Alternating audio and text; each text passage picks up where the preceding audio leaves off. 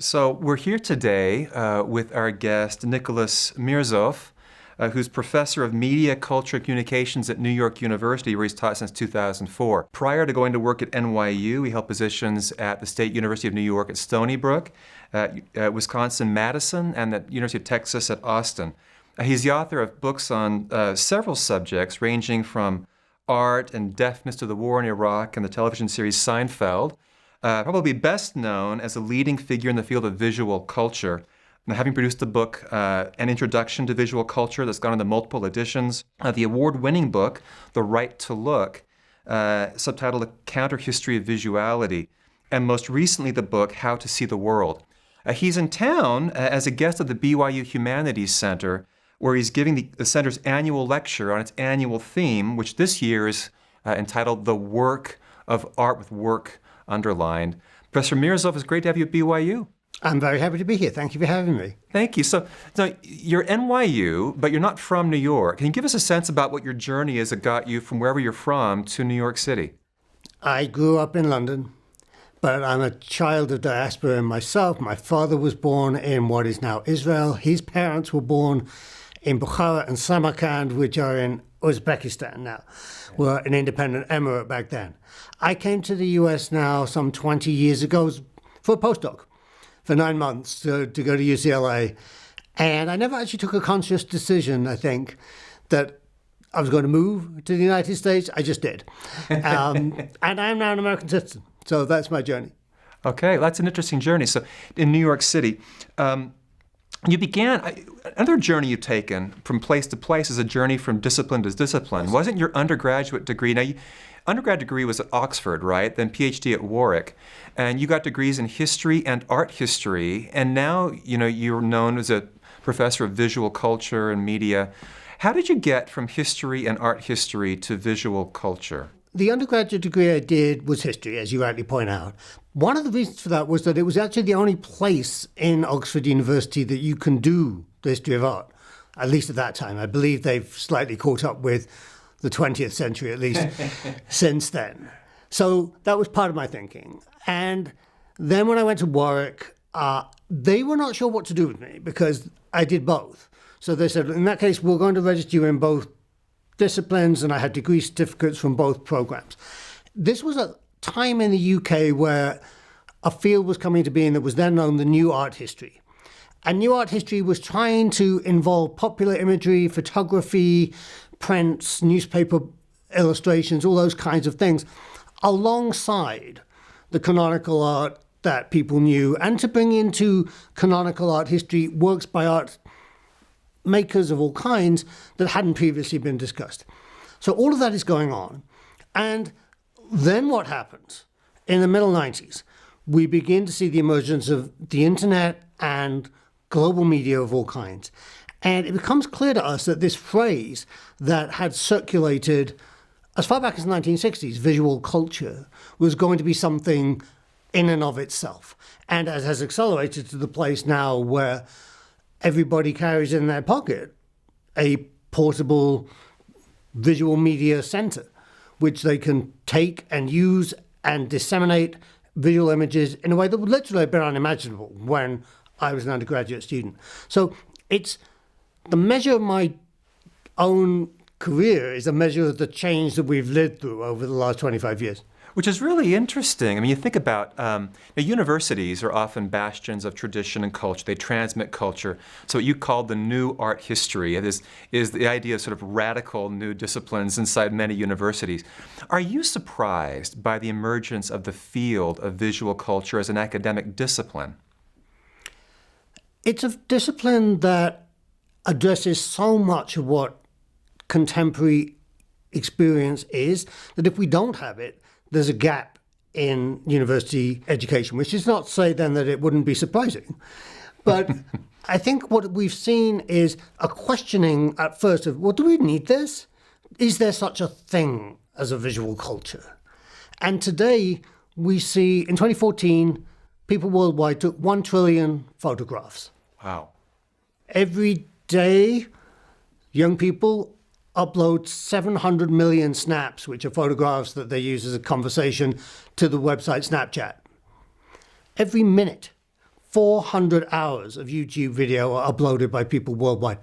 So is there a visual culture? Yes, clearly. Do we need something that tries to understand and to make sense of what all of that is? One would hope so. I wouldn't say there really is an academic field. There's a beginning International Association of Visual Culture. There are a few departments. But much more commonly, what you see is people teaching this from a variety of perspectives. So I'm in media now because we don't know what media are in the era of Snapchat, YouTube, and everything else. We're figuring it out as we go. And that, I think, is then what's happening, that convergent forces are producing new areas of interest within universities. Okay.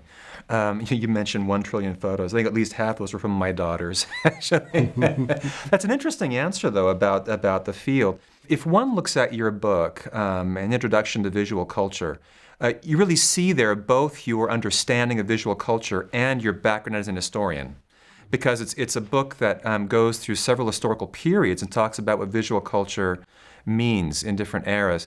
Just for our listeners here, I'm wondering if you could give us a sense, if you took a kind of a snapshot of visual culture in 3 different moments, what that would look like in, say, the era of Descartes, 17th century, maybe the 19th century, the era of emergent imperialism, then the present day.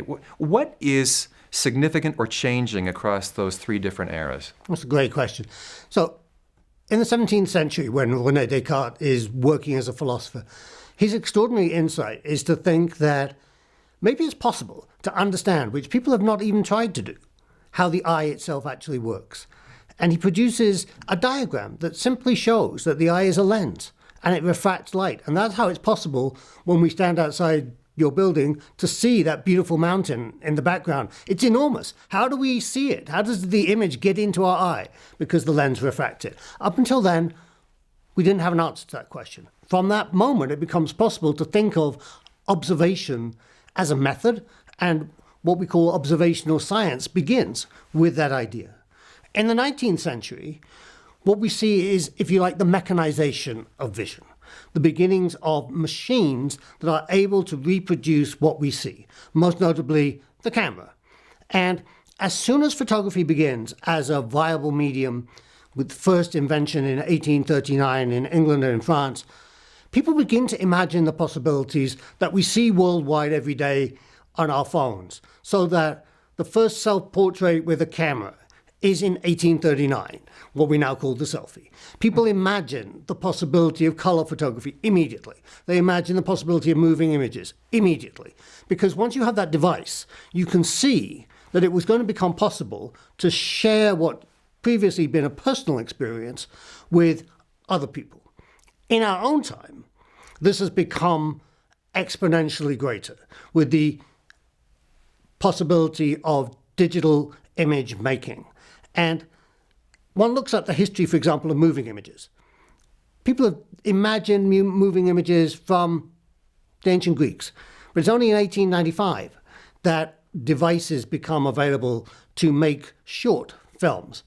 And my first job was as a person in a video department of the British Broadcasting Corporation. At that time, video machines were the size of a large bookcase and videotape was 1 inch wide.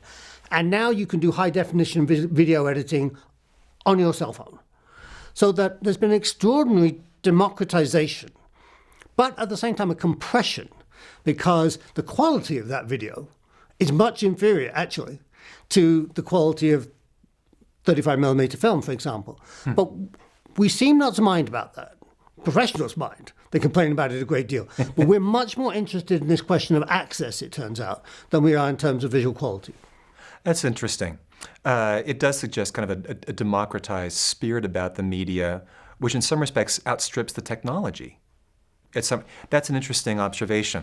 Let me ask you about, maybe it's related, maybe it's not, but one of the points you make in your book, that book on visual culture, is that there's a paradox around visual culture, that it's everywhere and nowhere, right? What does that mean, that it's everywhere and nowhere, visual culture?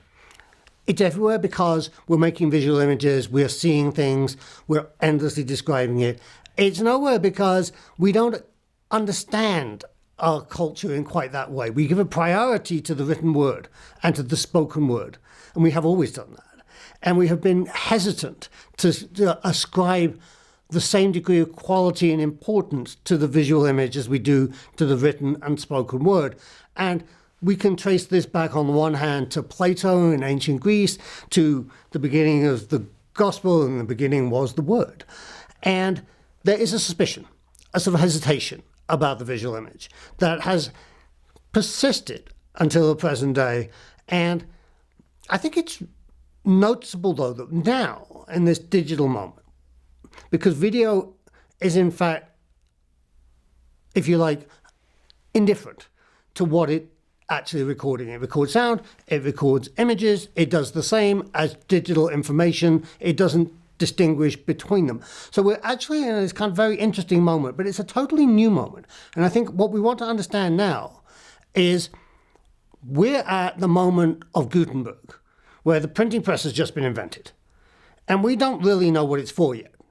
In the same way that people started by printing Bibles and other religious texts in the 16th, 15th century, but they couldn't really have imagined the novel or the pamphlet or the newspaper. I don't think we know yet what's going to happen. If we look at the pace of change, even in the past 5 to 10 years, we can see that something's happening. But anybody that claims to truly know what it is will be a very audacious person indeed. That's right. That's not me. I won't go that far. But this takes me to your book, The Right to Look, because if it's true that we're kind of at the outset of something sort of very large and significant and that will change how we, what emerges in our cultures and in our worlds, your book, The Right to Look, it's also a history, but it makes a strong case against what it calls visuality. So we're talking about visual cultures, but you make a distinction between sort of visual culture as a large category and visuality as a subcategory. What does that term visuality mean, and why is it a problem? So this is a fascinating discovery for myself and for others in the field. Visuality seemed to be a nice word that we had invented in the 1980s to mean all this visual stuff, the social fact of visual materials. And it was a kind of umbrella term. And then one day I just did the most old-fashioned thing in the world. And this is before even the online version. I went to the library and I looked this word up in the Oxford English Dictionary. And I found, to my extreme surprise and somewhat horror, that the word was actually coined in English, at any rate, by Thomas Carlyle. And Carlyle's a forgotten figure now, but if you go to your university library and look him up, there's a shelf full of books. He was a hugely popular person and very influential figure in the 19th century, arguing for tradition, for what he called the hero. And the hero is precisely this person that has visuality. And the quality of visuality is then this ability to see history as it happens, which is given only to the hero and not to anybody else. So it's a radically anti-democratic way of thinking, that what we have as the mass, Carlyle won't even give us a name, the non-hero, is the right to be led by heroes, and that's it. Heroes have this capacity to visualize. And Carlyle is taking this from military technology. He's taking it from the beginnings of a way of imagining war in the late 18th century, when literally battlefields become too large for any one individual to see. So the skill of a general in that moment is to visualize it, is to imagine, where are my troops, but more importantly, where are the enemies? And how am I going to deploy my people in such a way as to win? Napoleon became known as the great visualizer. And so what Carlyle does, if you'll excuse the pun, is generalize. He takes this military thing and says, what if we understood this to be the way that social order would be produced? And we don't know this as something that we derive from Carlyle, but we do still embody it in our culture. We believe, as Carlyle did, that great men make history, a phrase that he coined. And how do we know this? If we walk into a bookstore, if you still have one anywhere near where you live, if you're lucky enough to have one, the thing you'll see piled up on the front table will be 700-page biographies of mostly great men, one or two great women thrown in to try and make up the balance. But we still have this sense that leadership is vision, and that there are people who are leaders, and they have this, and the rest of us do not. And this are what our televised debates that seem now to be almost 24/7 are about. which of these people is going to become a leader, which one of them has a vision that we should subscribe to. Not their parties, not their policies, but them as people. So it's Carlyle would have understood that in a moment. And this then put us in a position of having to explain the history of visualizing, which seems like a very simple thing to do with technologies and do with the ways of sharing visual media, into a different frame altogether to do with war, leadership, and political direction. Yeah, okay. There is some real tension there, isn't there, between that idea of visualization and this democratization of the media, right? Evident in all of the ways that we upload, share images, and all the visual culture means, which is an important historical conflict. What then, thinking about that book title, what then is the right to look? What does that mean? The right to look is what we're doing now. It's when I look at you and you look at me, and we look each other in the eye.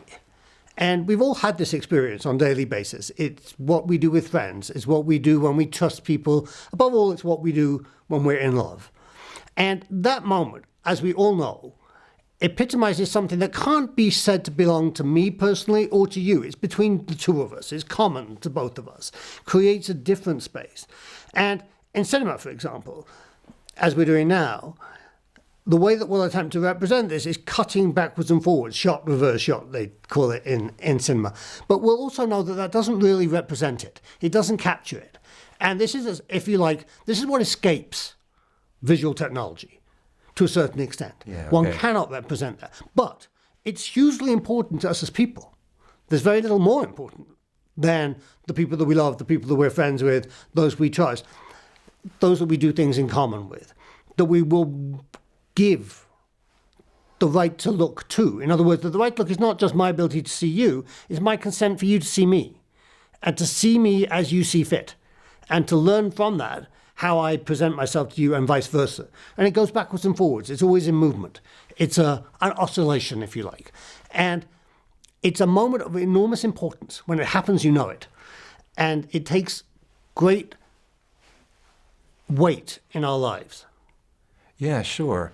So the right to look, what you're really describing in some respects is what both the media can capture, what falls outside them altogether, what can't be sort of captured, represented. But is it more difficult, you think, in the modern era, or easier to another phrase in your book is the right to the real, the right to sort of capture what is most essential, most fundamental to us as human beings. You mentioned love, for example. Is it easier to see this than to hear it? Is it easier to get access to the real, do you think, through vision or through acoustics? Does it make a difference, medium to medium? How would you sort of address that question? I would say, in the term visualizing is an interesting word because it actually has nothing to do with vision. It's not what you actually see. It's your mind's eye. And your mind's eye works in different ways for different people. Some people may imagine the social battlefield or the actual battlefield visually. Some may see it through a combination of sound and touch and space. Most of us, I think, bring all of those things to it. I think the emergence of digital technologies, which reduce sensory perception to data, shows us that there is actually no fundamental distinction. So I think our present moment is a very interesting one in this regard. And it's also, we should point out, if we were to have this conversation in the biological sciences building, they'd look at us slightly curiously. Because they would say to us, on the one side, we're fully aware that some 70% of the human brain is devoted to processing what we might call vision. But all of that processing is enormously interfaced and in feedback loops with all the other so-called senses. Not only that, the modern science operation, if you like, will describe some 19 senses that they talk about, as opposed to the classical 5 that the humanities have inherited from Aristotle. So actually sensory perception is this incredibly complicated web of feedback loops and connections that are better understood as a form of circuitry than as a simple choice between the hearing and the visual. Okay, that's really interesting. And I guess that leads me to this question. It's also about your work and what all this means for how you sort of build projects and interests. One thing I really respect about your work is it has a very strong ethical dimension to it. You have a couple projects that are of interest. You've taken on the environment and the question of the so-called anthropocene, and you've also have a project on the Black Lives Matter movement. What are you doing with these two projects, and how do they grow out of your interest in visual culture? So let's take those two separately because they're big questions. But the Anthropocene, which is a geological term, it's a term that is still under some discussion amongst geologists. But it's been proposed that the period of modern industrial science has created such an enormous change in the fundamental geology of the entire planet that we need to give it a new name. And Anthropocene means the entirely human era. And there's a large debate about exactly when it might have been said to begin.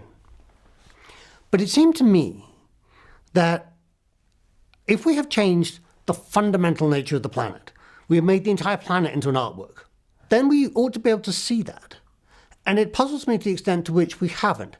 And so what I began to understand was, and this goes back actually to the work that I did as an undergraduate and graduate student in art history.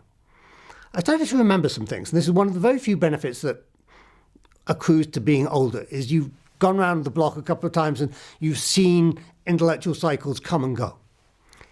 And when I was a young person, it was very fashionable to look at 19th century painting and to identify the sites of modernity by saying, oh, look, there's a smokestack. So we would go to Monet, we would go to the Impressionist paintings, and we would, as it were, reward them if we picked up on one of these indicators of a factory.